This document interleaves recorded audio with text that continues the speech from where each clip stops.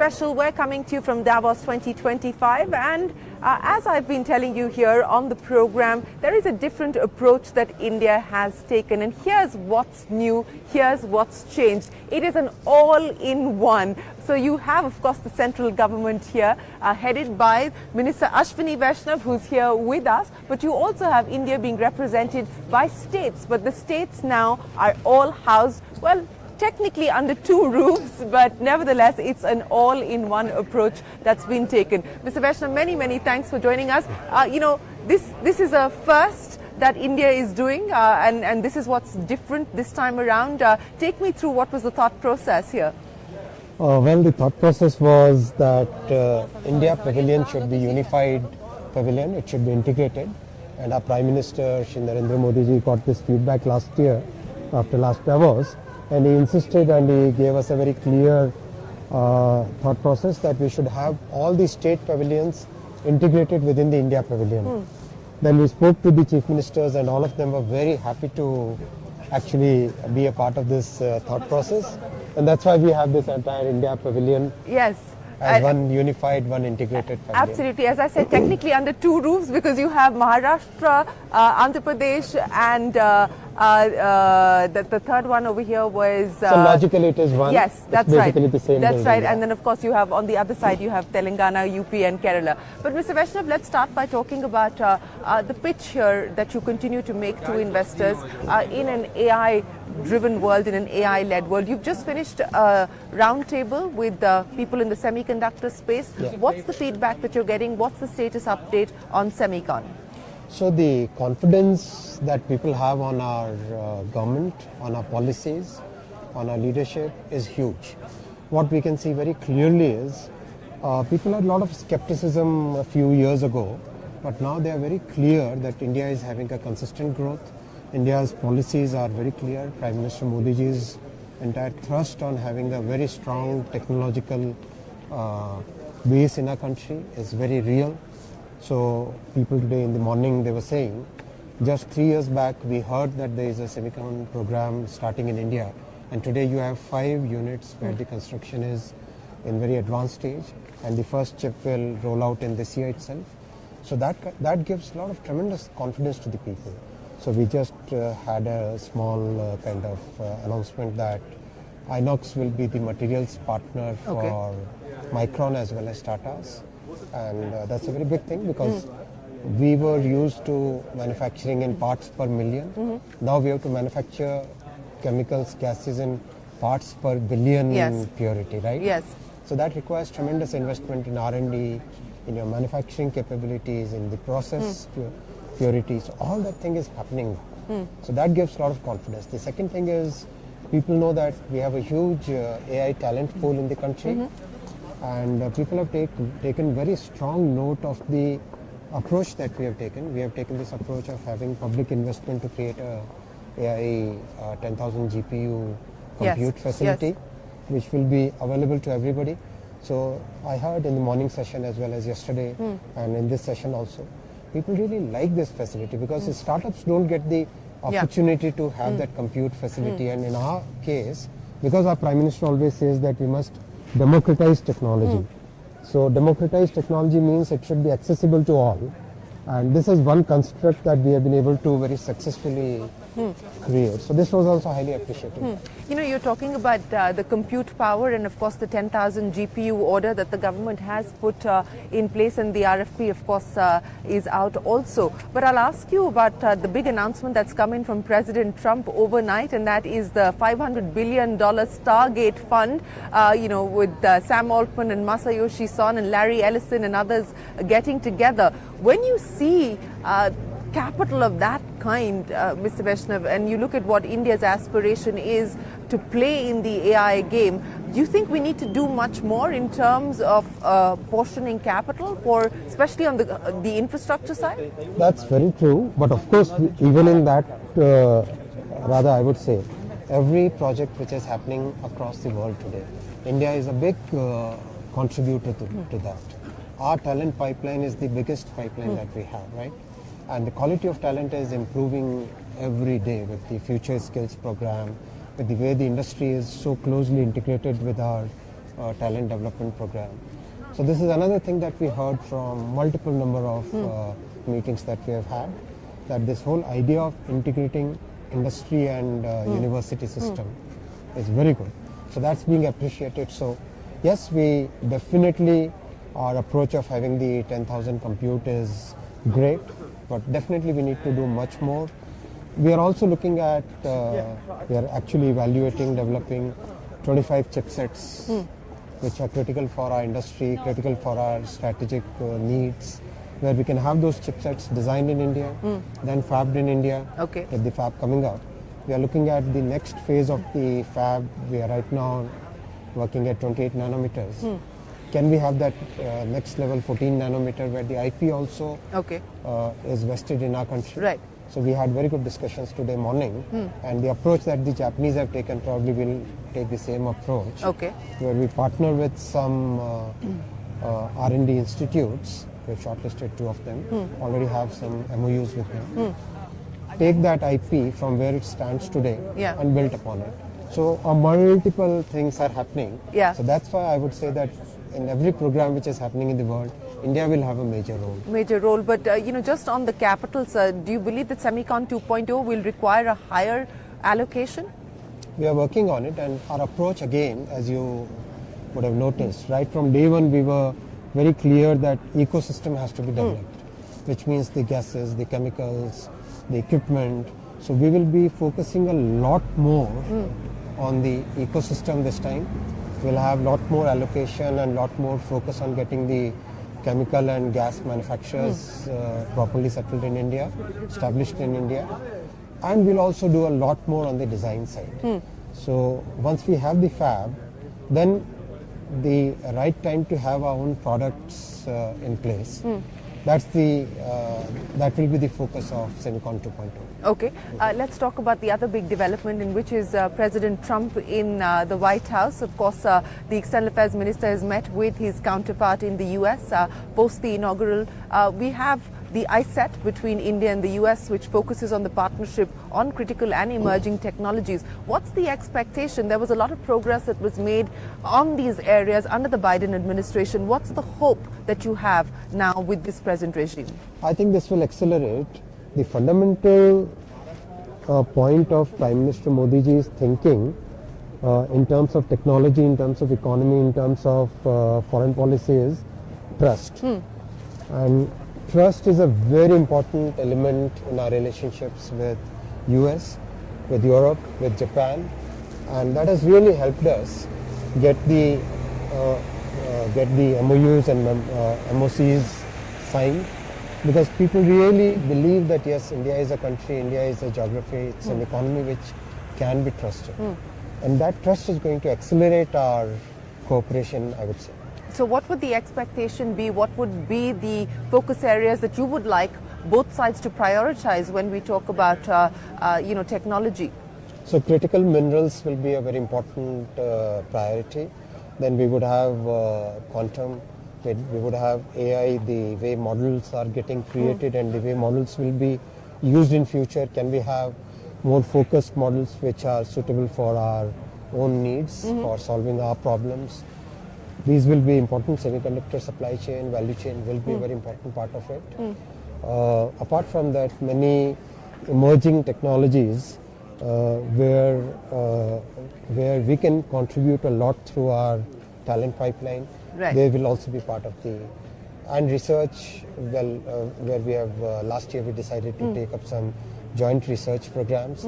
That will also be a focus area. You talked about some of the countries that we enjoy a trusted relationship with, but let me talk to you about China, because that has been, of course, a fraught relationship, but there is now a movement as far as the border-related issues are concerned.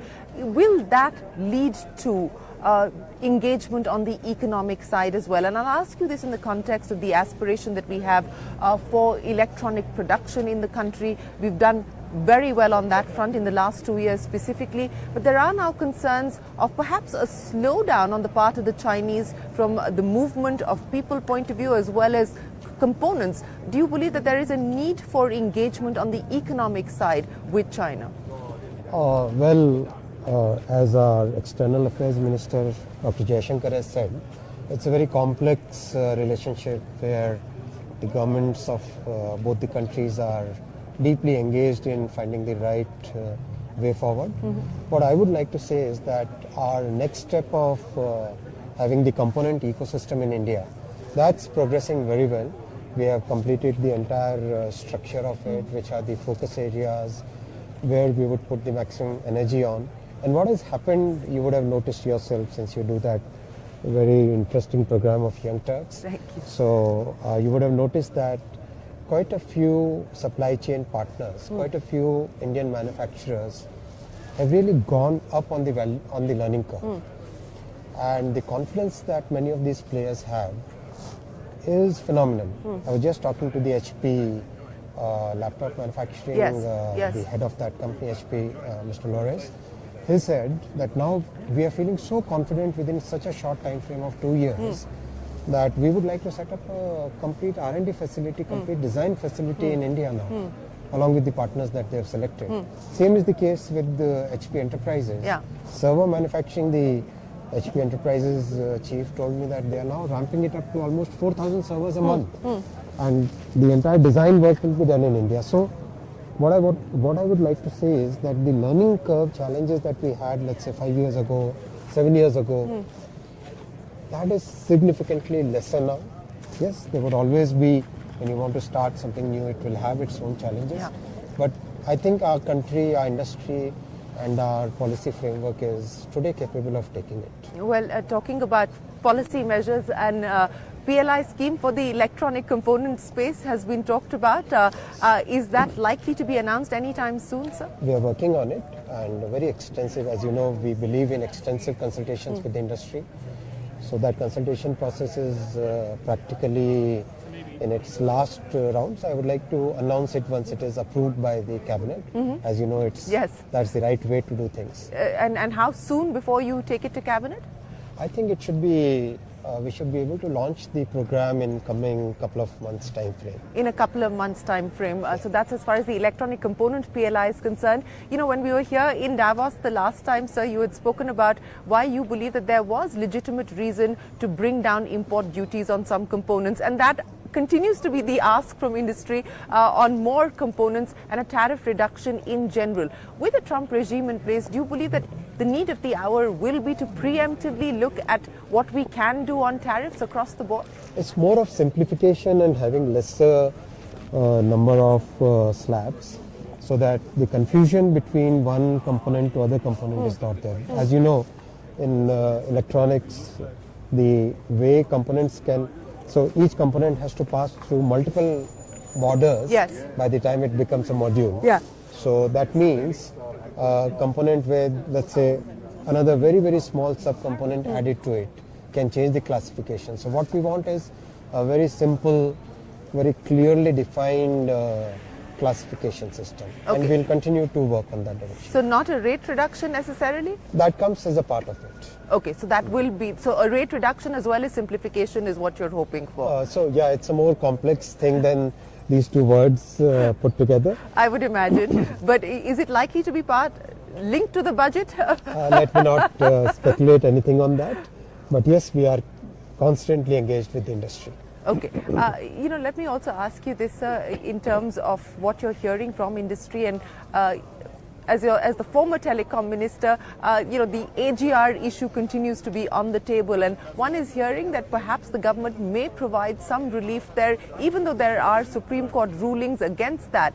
Do you believe that there is a need for the government to look at further intervention to provide some relief and support when we talk about the outstanding issue of AGR? Reports certainly seem to suggest so. You'll have to ask this to Mr. Sindhya. But as the former telecom minister, what do you feel, sir? I wouldn't like to comment on that. Okay, fair enough. Let me ask you about AI here specifically. That's the buzzword. We walked down the promenade. Everyone is selling you some sort of an AI story or the other. You know, from an India standpoint, we've got the AI mission, and of course, a lot of work has already begun there in terms of bringing the private sector and academia together. What will you prioritize in 2025 from an AI mission point of view? Three major things. First is talent, and we have worked with you. So you know the model that we created for talent development, right? In case of telecom, we have tie-ups with 100 universities where we have set up the 5G labs so that the students can really get the crux of the entire technology. They should be able to have hands-on capabilities on the technology, right?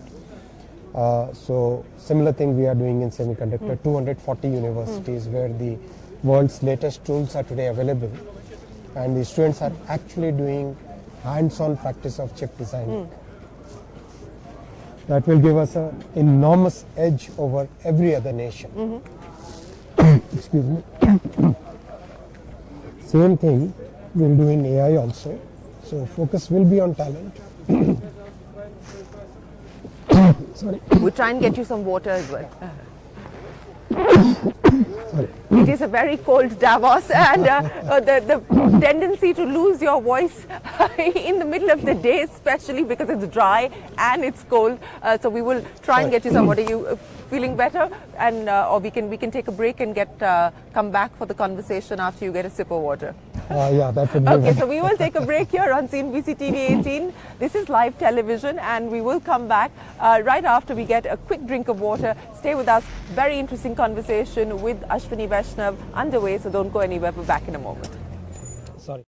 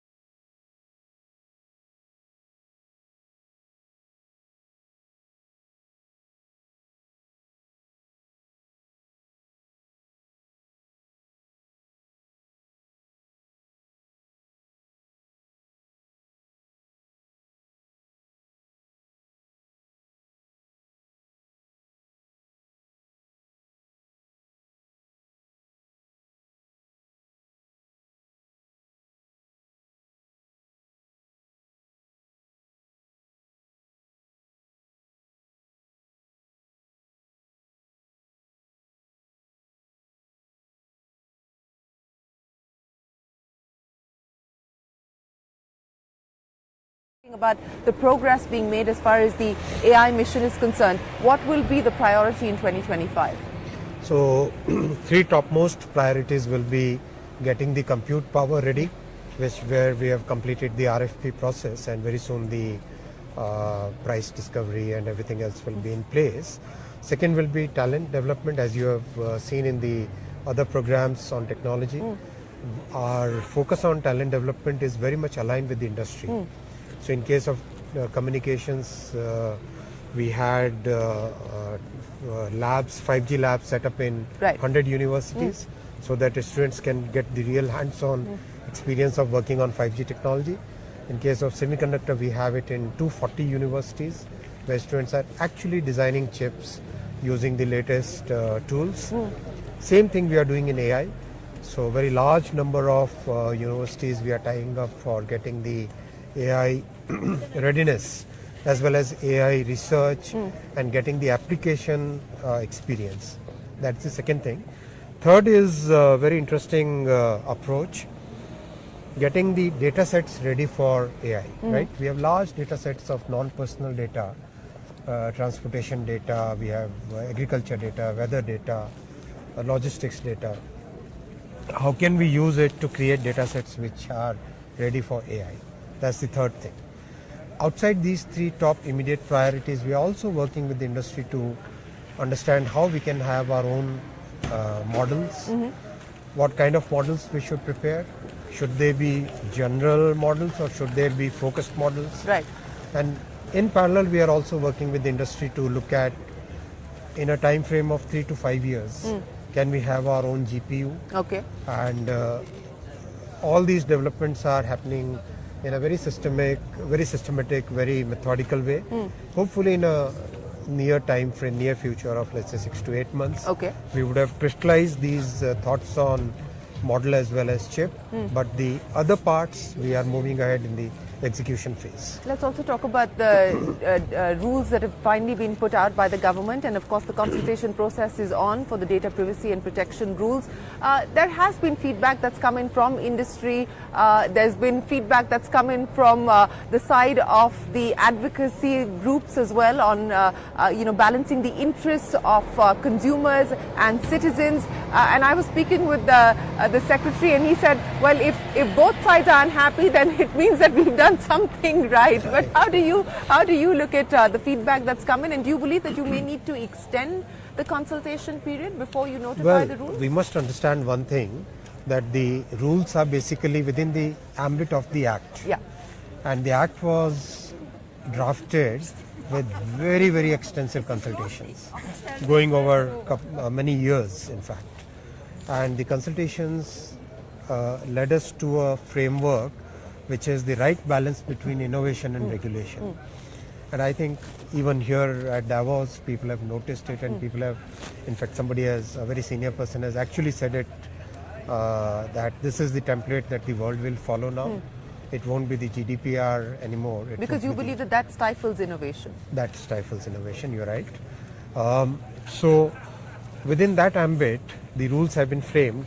And so far, the feedback that we have got on rules from practically every stakeholder is very positive. A few tweaks here or there. That's all that is needed. Otherwise, everything is... See, the approach is very practical approach, very commonsensical approach. The approach is that technology will change. We must not hardcode things. We must not make things prescriptive. We must, as the Act was, we must have the rules also very principles based. Right. And as you know, it's a complete digital implementation. So that entire framework has also been prepared. So I think we are in good shape.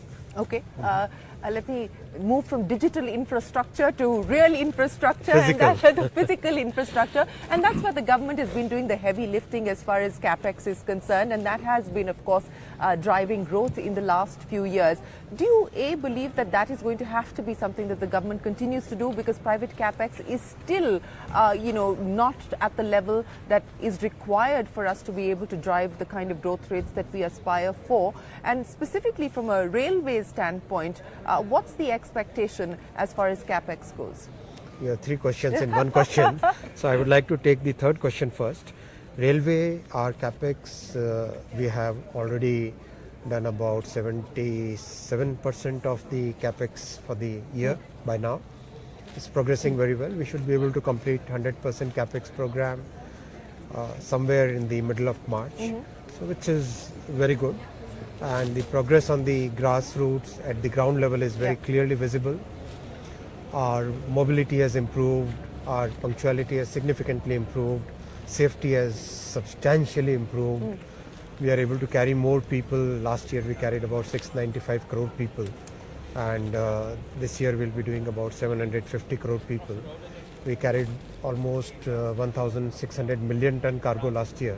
This year we'll be doing 1,630 million ton cargo. So that is very good growth, and that is helping us meet all the costs that we have. Electrification is practically about to be completed, and the pace of construction is very good. Station construction, coverage installation, everything is, I would say that it's as per our expectation, it is going on.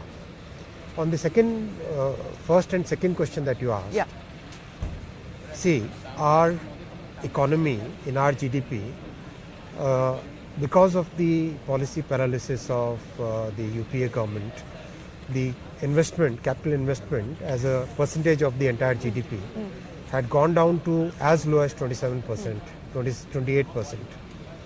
That has now steadily come up in the last 10 years, and today it has already crossed 30%. It's now 31%, which means, and in an economy of about 300 lakh crore rupees, 31st March it will be 320 lakh crore. Yeah.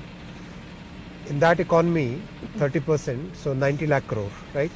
Government capital investment is about 11 lakh crore. So 90, 11, right? That's the balance is the private capex. That balance part is private capex. Right. So people must, I would request the economists and others to do this math.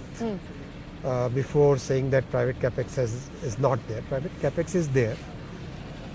Yes, it must have a much greater pace. Right. It must be much more broad-based. And that's our approach. That's the way our finance ministry is driving the policy.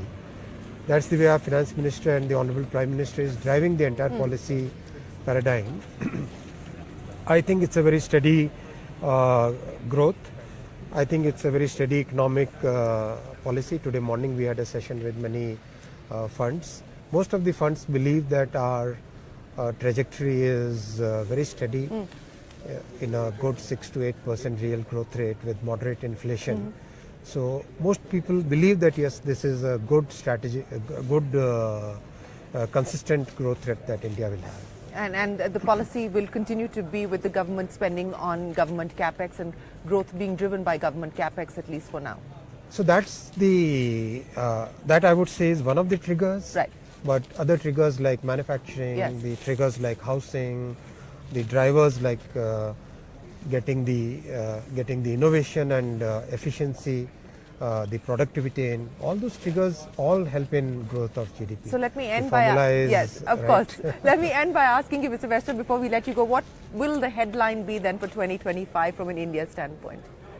Trusted country, very clear, very stable political regime, very stable policy regime, good focus on inclusive growth, what we have done in the last 10 years, yes. Well, we wish you the very best of luck here in Davos, and thank you very much for joining us here and for explaining to us the areas that you will focus on and what some of the opportunities that the government hopes to leverage on will entail in terms of policy action and policy measures. That was Ashwini Vaishnaw, the man who is leading the Indian delegation here at Davos 2025, giving us a snapshot of what the year ahead looks like. We will take a break. There's a lot more coming up with our conversations that continue here, but don't go anywhere. We will join you again from the World Economic Forum's annual meeting right after this.